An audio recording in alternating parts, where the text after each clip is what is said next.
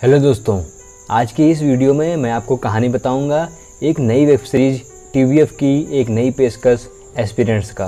तो चलिए देर ना करते हुए कहानी शुरू करते हैं। यह पूरी कहानी अभिलाष शर्मा और उसके दो दोस्तों गुरिंदर सिंह यानी कि गुरी और श्वेत केतु यानी कि यस्के के बीच घूमती है। अभिलाष एक आईएएस ऑफिसर बन गया है और वह रामपुर में डीएम के पद पर कार्यरत है। श्वेत केतु भी एक आईएएस की कोचिंग में पढ़ाने लग गया है और गुरी ने भी एक छोटा मोटा बिजनेस शुरू कर दिया है। एक दिन गुरी जब एसके से मिलने के लिए आता है तो उन लोगों के बीच ढेर सारी बातें होती हैं। गुरी यहाँ पर यस्के को अपनी शादी के लिए इनवाइट करने के लिए आया है। जब यस्के अभिलाष के बारे में पूछता है तो गुरी पिछले हुए झगड़े के बारे में याद करता है और कहता है कि जब उसने 6 साल से बात ही नहीं की है तो वो आएगा क्यों।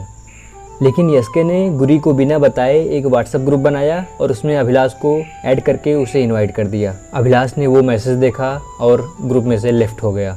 इससे गुरी और गुस्सा हो जाता है और कहता है कि वो आईएएस बन गया है इसलिए उसकी शान बढ़ गई है।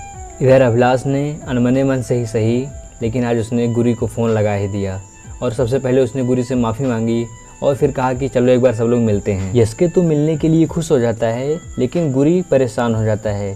पूछने पर वह बताता है कि जिस लड़की से वह शादी कर रहा है वह धैर्या है, धैर्या जो कि अभिलाष की पूर्व गर्लफ्रेंड थी।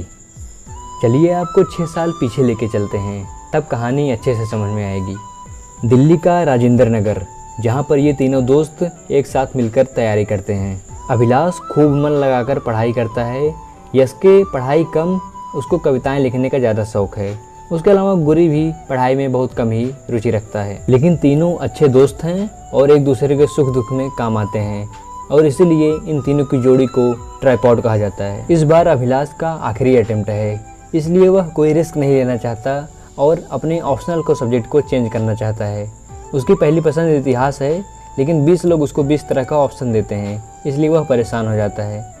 उसके बगल में ही एक संदीप भैया रहते हैं, वह उनके पास जाता है सलाह लेने के लिए। संदीप भैया समझाते हैं कि जिस विषय में तुम्हारा दिल लगे और तुम उससे ऊबो ना, उसी सब्जेक्ट को चुनना चाहिए। वो उसे बताते हैं कि ब्यूरोक्रेट बनने की तैयारी लबसना से नहीं यहीं से शुरू हो जाती है। अभिलाष संदीप भैया से बहुत प्रभावित होता है और वह खुशी खुशी इतिहास सब्जेक्ट ले लेता है और उसकी कोचिंग शुरू कर देता है। जिस कोचिंग में वह पढ़ने जाता है पहली क्लास में ही एक टीचर आते हैं और वह कहानी बताते हैं कि उन्होंने बीच में ही आईएएस की कोचिंग छोड़ दी थी और वह हार मान लिए थे और इसलिए पढ़ाने के लिए आ गए हैं। इससे वह बहुत परेशान हो जाता है और बाहर आकर कहता है कि जो टीचर खुद आईएएस ना निकाल पाए हैं वो मुझे क्या आईएएस निकलवा पाएंगे, इसलिए वह कोचिंग छोड़ना चाहता है। वह फीस वापसी के लिए कार्यालय में जाता है।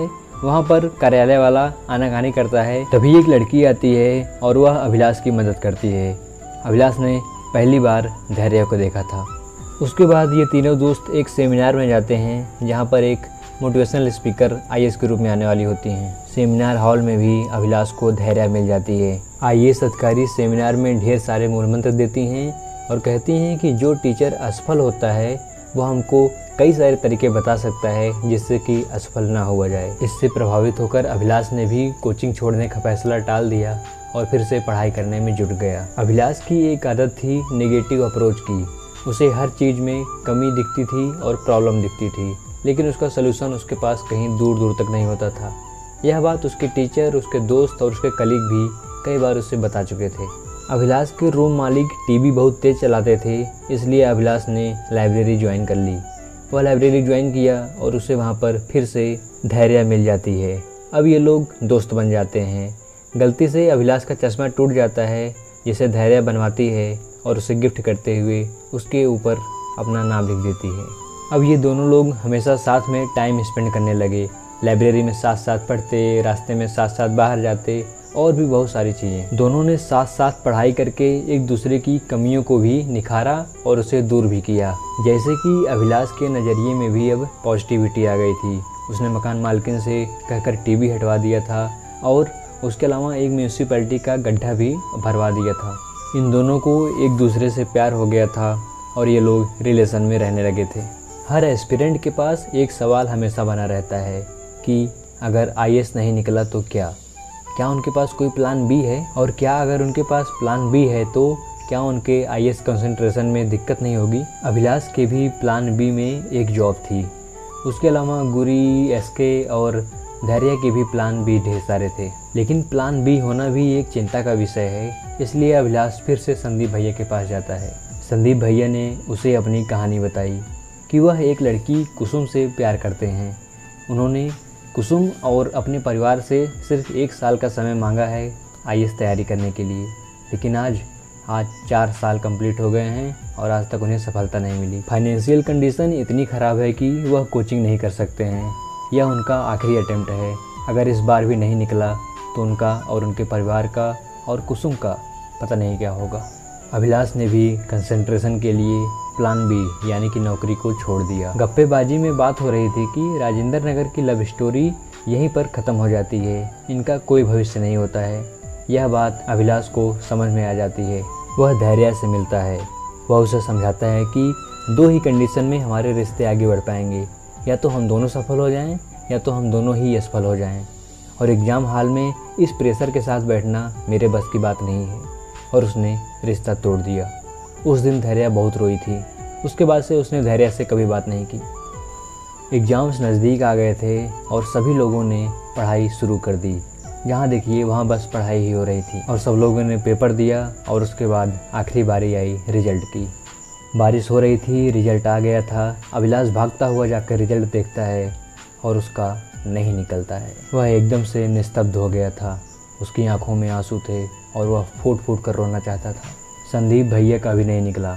उनका तो सब कुछ ख़त्म हो गया था। वह शायद बिल्कुल नहीं रो रहे थे या तो बहुत रो रहे थे और बारिश में कुछ दिख नहीं रहा था।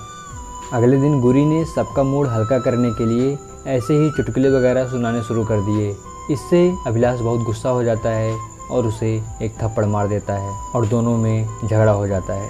उसके बाद अभिलाष ने रूम छोड़ दिया। वह संदीप भैया के कमरे में जाता है। संदीप भैया उसके पहले ही कमरा छोड़ के जा चुके होते हैं और अभिलाष अपना बैग समेटता है और अपने शहर की ओर रवाना हो जाता है।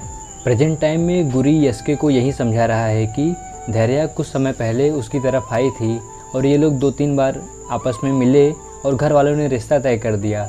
धैर्य ने भी हाँ कर दिया और इसलिए शादी हो रही है। यस्के कहता है कि कोई बात नहीं, तुम ये सब बातें अभिलाष को बता देना। कुछ देर में अभिलाष आ जाता है और तीनों लोग साथ में बैठते हैं और धीरे धीरे सारे मनमुटाव दूर होते हैं। और जब अभिलाष ने लड़की का नाम पूछा तो बहुत हिचकते हुए उसने धैर्य का नाम ले लिया। माहौल में थोड़ी देर के लिए सन्नाटा रहा, लेकिन अभिलाष ने बात तोड़ी और कहा कि राजेंद्र नगर के रिश्ते कहाँ यहाँ टिकते हैं। अभी तो 6 साल हो गए हैं और वो रिश्ता कब का ख़त्म हो गया है। तब जाके गुरी की जान में जान आती है। लेकिन ऑर्डर देने के लिए जब अभिलाष ने अपना चश्मा निकाला तो वह वही चश्मा था और उसका केस भी वही था जो धैर्य ने अभिलाष को गिफ्ट किया था। आज 6 साल बाद भी वह केस उसके पास है। गुरी यस्के को कोने में ले जाकर यह सारी बात बताता है।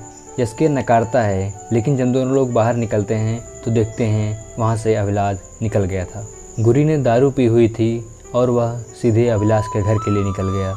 ये लोग गेट पर पहुँचते हैं और पुलिस से झगड़ा होता है, लेकिन तभी अभिलाष ने इनको अंदर बुला लिया। जब गुरी ने नाराज़गी का कारण पूछा तो अभिलाष ने कहा कि गुरी तुम बहुत गलत कर रहे हो, तुम पिछली बातों का बदला ले रहे हो। जब तुम जानते हो कि वह मेरी गर्लफ्रेंड है तो तुम उससे शादी क्यों कर रहे हो। गुरी ने कहा कि अगर आज तुमको उसकी इतनी ही चिंता होती तो तुम 6 साल में कम से कम एक बार भी उसको फ़ोन कर लिए होते। तुम आज भले IAS बन गए हो, लेकिन रिश्तों को समझने के मामले में तुम पहले भी कच्चे थे और आज भी कच्चे हो। अब अभिलाष बीती हुई बातों को याद करके परेशान हो जाता है। वह थोड़ा गुस्सैल हो जाता है और अपना गुस्सा अपने वर्कर्स पर निकालता है। अभिलाष की एक अधिकारी से मीटिंग है और जब वो अधिकारी आता है तो अभिलाष उसे देखकर अवाक रह जाता है। वह थे संदीप भैया। संदीप भैया PCS ऑफिसर हो गए थे।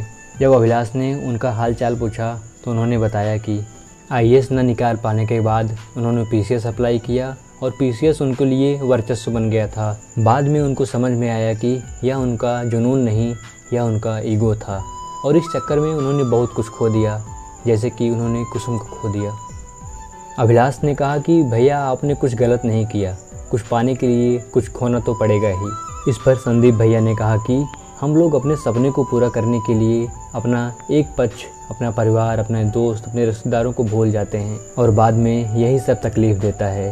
कुसुम उनकी ऑक्सीजन थी और आज ऑक्सीजन के जाने के बाद वो ऐसा महसूस, घुटन सा महसूस करते हैं। हम लोग IAS PCS बनकर देश की सेवा तो करते हैं, लोग तालियां भी बजाते हैं और गालियां भी देते हैं, लेकिन कुल मिलाकर हम लोग अकेले हो जाते हैं और तब उस वक्त हमको कोई साथ निभाने वाला, हमारे दोस्त यार, हमारे रिश्तेदार चाहिए होते हैं, जहाँ पर इसकी कमी खलती है। यह सब कहकर अभिलाष ने संदीप भैया को गले लगाया और संदीप भैया वहाँ से विदा हो गए। आज संदीप भैया ने आकर फिर से उसका मनोबल बढ़ा दिया था और उसका मार्गदर्शन किया था। और फिर अभिलाष पहुँच गया शादी में। वहाँ पहुँचकर उसने अपने जेब से चश्मा निकाला और उसे कूड़ेदान में फेंक दिया। और फिर आकर सभी दोस्तों से अच्छे से गले मिला और सब दोस्त एक दूसरे को देखकर खुश थे। आज ट्राइपॉड फिर से एक हो गया था। अभी आपके मन में एक सवाल होगा कि अभिलाष IAS कैसे बना।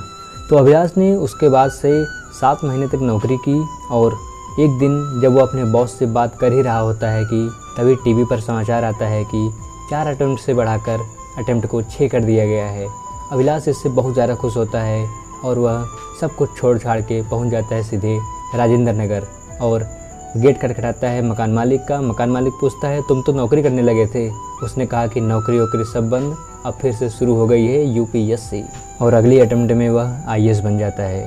तो दोस्तों, ये थी एस्पिरेंट्स की कहानी। आशा करता हूँ आपको यह वीडियो पसंद आया होगा। इस वीडियो में फ़िलहाल के लिए इजाज़त चाहता हूँ। बहुत ही जल्दी हाजिर हो जाऊँगा एक नए और धमाकेदार वीडियो के साथ। तब तक के लिए हंसते रहिए, मुस्कुराते रहिए और अपना ख्याल रखिए।